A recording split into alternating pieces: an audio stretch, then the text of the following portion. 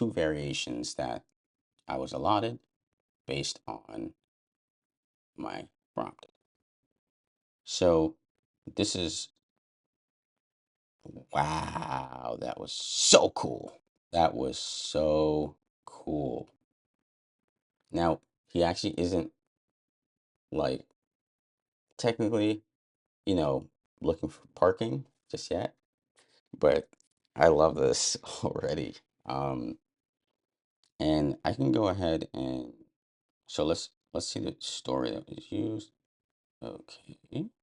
So here we see Storyboard is a tool to help you visualize the actions, sequence, and timing in your video.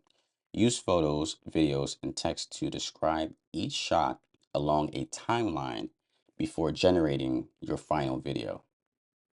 Okay, so here it has already utilized a timeline in the background. So I think that that's very interesting. So here we see a young man dressed in a crisp suit sits anxiously in his car, gripping the steering wheel as he navigates through the bustling city streets. Skyscrapers tower around him, casting long shadows in the early morning light. Cars honk and pedestrians hurry along the sidewalks. The graduate glances at his watch, worry etched on his face as he searches for a parking spot. The street signs and parked cars add to the cluttered urban scene. Here's the next part of the storyboard. The graduate circles the block again, his expression growing more desperate as he checks every street for an open space. Finally, he spots a parking spot. His face lights up with relief as he quickly maneuvers in his car, or sorry, as he quickly maneuvers his car into it, ready for his interview. Okay, beautiful. So here we have a lot of the similar configurations that I mentioned earlier. One thing that we see different here is 2V, which means, oh, actually, no, that's exactly the same. How many variations we'd like. And yeah, I think that I only put 5 seconds, or did I put 10? Okay, I may have actually put 10 seconds. So that one felt like it was really quick, but that was 10 seconds of video. Man, this is so cool. There's also a few options here. We have the ability to edit the prompt. We can view the story as we just did. We can recut. So this says trim and extend this video into a new storyboard.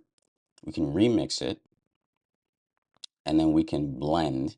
So transition between this video and another one.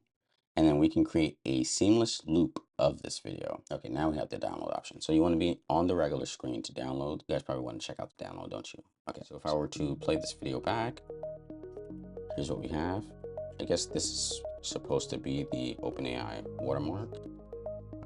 It's not that intrusive, but so far, a decent video. There are different ones that you can go ahead and download. Here, we have the download option. Then we can add to a folder. We can view variations, which takes us back to that original screen we had.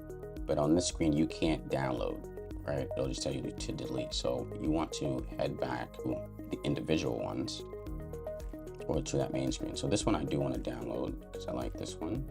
So we can click the download button here. We'll download it.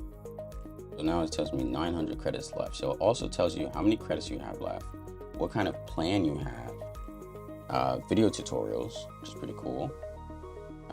That one will explain a lot of the things that I've covered. We've got help, and then we have settings. So there's a few other options. Let's go ahead and give this a favorite. And I did just download that, so let's check out this new video. So let's hit the play button. And I loved this one. This one was so cool. The way it just like zooms into his face like that. And you can see that he's looking for parking. I love how this is a car, which is kind of interesting. So I would never think that they would like literally have a car going this way, right? Because they're gonna crash. But it becomes a camera. And I think that that's very interesting. Like, who cares if it like breaks the rules of physics? Like, so there you have it. that was the first video that was generated with OpenAI Sora, and just with what I did, you can go ahead and get started. I'm going to do a part 2 of this tutorial. If you like this video, go ahead and like, comment, and subscribe.